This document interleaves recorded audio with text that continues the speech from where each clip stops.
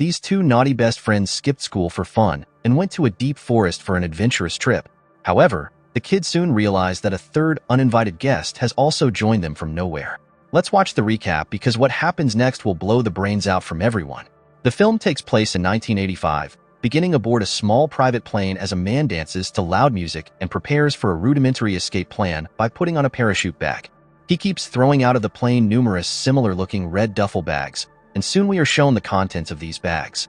They are filled with pouches of cocaine, also explaining the man's unusual excitement at a moment of such high risk. He then puts on a heavier-looking duffel bag on his own body and prepares to jump out too. But right on his way to do so, the man hits his head on the doorframe and falls out of the plane instead of being able to make a precise jump. In the Chattahoochee National Forest of Georgia, a hiking couple, Elsa and Olaf, spend loving moments together and discuss their future while enjoying nature's beauty. They hike towards a top mountain area while completely ignoring bear tracks on their way. Hearing a noise nearby, the two cannot believe their luck at being able to see a black bear from so close. Olaf starts to take photographs of the animal quickly, but through his camera's viewfinder, he realizes that the bear is acting unusual.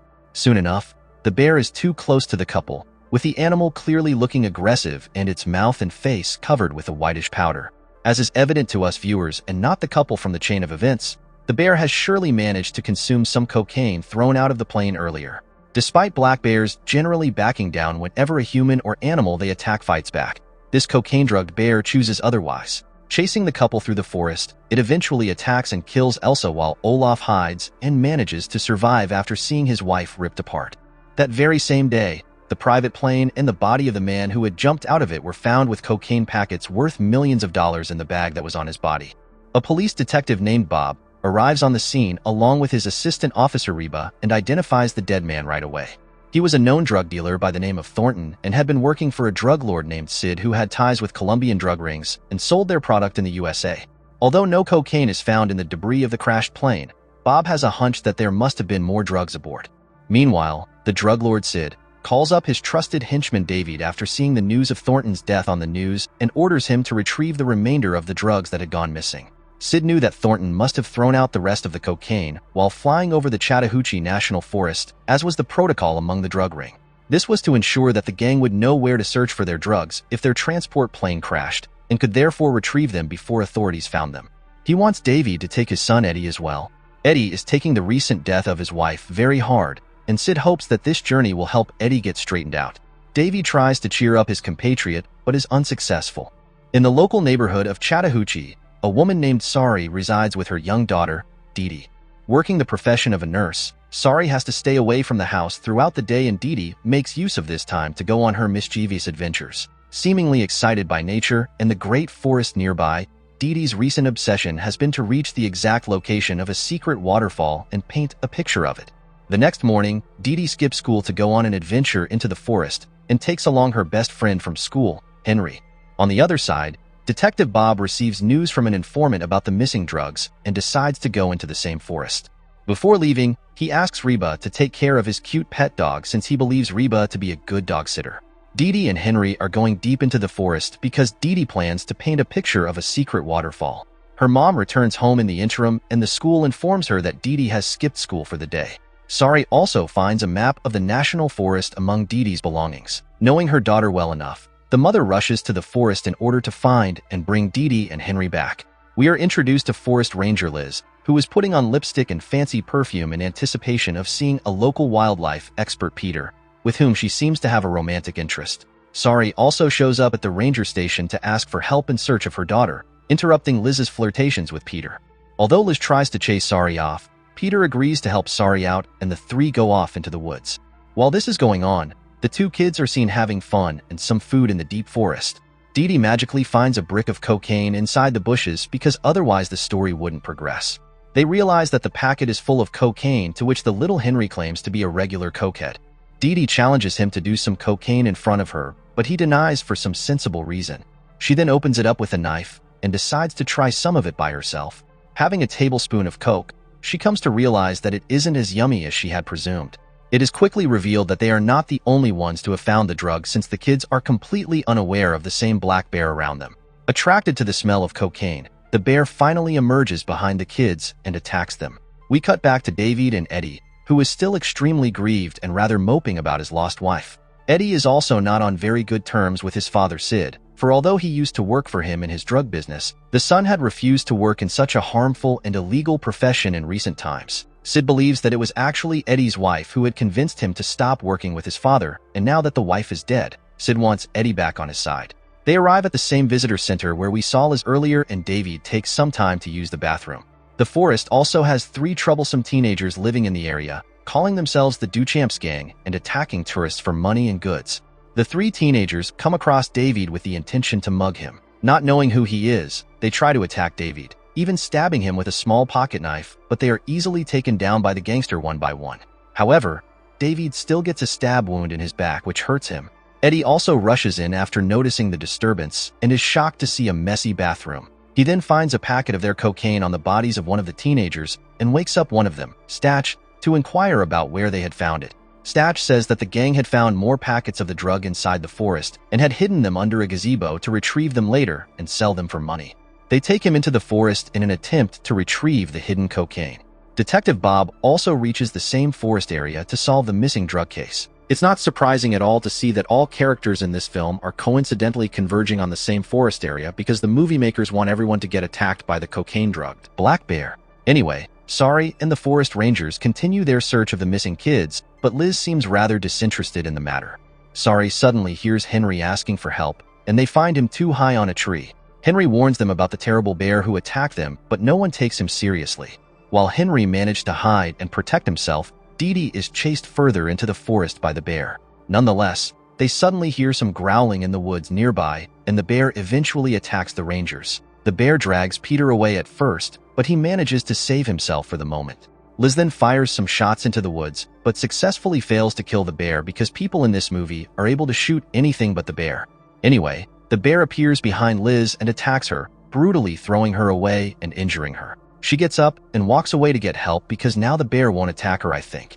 Peter falls onto a bag of cocaine and gets the drug all over his body. The bear is obviously attracted to the drug more than anything else, and while Peter climbs up a tree, the bear returns and chases after Henry. Sari is hiding just on the other side of the tree, but the bear is unable to notice her. The bear suddenly smells the cocaine from Peter's body and takes only 5 seconds to climb after him and torn him apart. While the bear is attacking Peter, Henry climbs down and Sari takes him away to ensure his safety too. The two manage to avoid the bear for the moment, and the mother goes on a desperate search deeper into the forests in order to save her daughter. Liz returns to her ranger station where she finds those 2 remaining Duchamps gang members who were taken down by David earlier. She calls for an ambulance and soon realizes that these 2 piles of shit belong to the Duchamps gang. As soon as she is about to arrest them, the bear follows her to the center, and in the frenzy of trying to put it down, Liz mistakenly shoots one of the teenagers dead. That's why I mentioned earlier that people in this movie are able to shoot anything but the bear. Anyway, the bear goes around the corner for a moment, and after a somewhat intense scene of search, the bear attacks the other teenager like a ghost. Detective Bob arrives outside the ranger station surprisingly, but is unable to hear or even notice any disturbance happening inside the station. The scene changes to Eddie and David still walking with Statch towards the gazebo. On the other hand, Sari and Henry are looking for Dee Dee where Sari notices some blood stains. Luckily, she soon realizes that it's red paint and not blood. Dee Dee left a trail for them using her paint, which will now guide them towards her location. Back to the ranger station, an ambulance soon responds to the earlier call, and we see 2 unlucky paramedics. They try to enter forcibly after finding the door locked, only to discover a dead body and a chaotic environment. The girl finds a brutally injured Liz while the guy notices a pile of blood coming out of the adjacent room. He opens the door to find another dead body of the 3rd teen and also sees the hungry bear growling in a dark corner of the room. He silently steps outside and asks his partner to leave. However, the bear suddenly attacks and pins the guy under the room door. The girl manages to rescue and drag Liz away into the ambulance and then onto a gurney. The guy distracts the bear inside the center and manages to jump in just as the ambulance leaves. Liz tries to shoot the bear because she's now in the perfect position to do it. She fires at the bear but misses every shot, of course. The bear pursues the ambulance in full speed, and the paramedic is unable to close the doors of the speeding vehicle. The bear eventually jumps into the ambulance like a Superman and kills all 3 humans, either directly or through an accident it triggers by distracting the driver. The dazed bear then wanders back into the forest. We see David and Eddie still walking towards gazebo with the teenager. Statch and Eddie bond on the way to the pavilion, with Statch helping Eddie find a measure of closure about his dead wife. Since they took almost a decade to find their drugs, Detective arrives at the gazebo for no reason and literally looks upward to find that duffel bag full of drugs. He tries to jump and reach the bag, but it's too high. The scene abruptly changes to Statch standing under the gazebo and finding that the duffel bag is gone. Believing he is just making up stories, Davy decides to shoot him. However, the trio is ambushed by Bob, who is now standing on the roof of the gazebo with the duffel bag. This brings up an important question. How did this useless detective get up there? And that's exactly what Eddie asks him. Anyway, David and the detective get into an argument, and as David goes for his gun, Bob shoots at him and knocks off 2 of David's fingers. David still grabs the gun and hides under the gazebo. Bob then holds Eddie and Statch at gunpoint and asks them to get down on their bellies. They wait in the same position for almost 100 hours just to waste our time. To their shock, the bear suddenly appears because this is exactly what the movie makers wants us to see. They decide to remain still to avoid his attention. Since the bear is still cocaine drugged, he walks towards Eddie and collapses on top of him. In the meantime, Sari and Henry come across the phased hiker from the beginning of the movie, Olaf. The man is still shocked and disoriented from the attack of the bear which killed his partner, and he now tells Sari all of this. He also tells her about Dee Dee, saying that he had seen her run into a cave and decides to accompany them in finding her. Eddie is still stuck under the bear, and Bob allows David to check if he's fine. Eddie claims that the bear is a female because its vagina is on his ear. Davy drops a cocaine packet from his pocket, and its smell causes the bear to wake up instantly. She immediately gets hold of the packet and swallows it like a piece of cake. The bear then attacks Eddie but only plays with him instead of injuring him. Bob realizes the animal's wild addiction to the drug and distracts it away from Eddie with a packet of cocaine. This causes the bear to take a shower in a rain of cocaine. Bob then throws another brick into the woods, so the bear chases after it. Statch runs away immediately, but David is still determined to get that duffel bag instead of saving his life. Suddenly, Bob is fatally shot by Sid from a distance using a sniper. It appears that Sid just made an entry by dropping from the sky because the movie makers couldn't think of a better option. Eddie informs him about the dangerous bear, but Sid is determined to retrieve the cocaine because otherwise, the drug mafia will destroy his whole family. He takes them back to an injured Bob lying on top of the gazebo. Bob's assistant Reba also appears at the spot from nowhere like the rest of the characters, much to the relief of Bob. However, she reveals herself as a corrupt cop on the payroll of the drug gang, and instead of helping Bob, she decides to follow along Sid and his gang. Bob is now heartbroken by her betrayal because he trusted her in everything. He eventually bleeds out on the roof with his last thoughts being of his pet dog and the life they could have had together. As Bob is left to die alone, Reba accompanies Sid and his gang to find the rest of their drugs. Sari arrives at the cave with Olaf's assistance, but he refuses to accompany her and the boy inside. Sari obviously chooses to enter the cave to find her daughter, and she does eventually reunite with Dee Dee, who is relatively unhurt.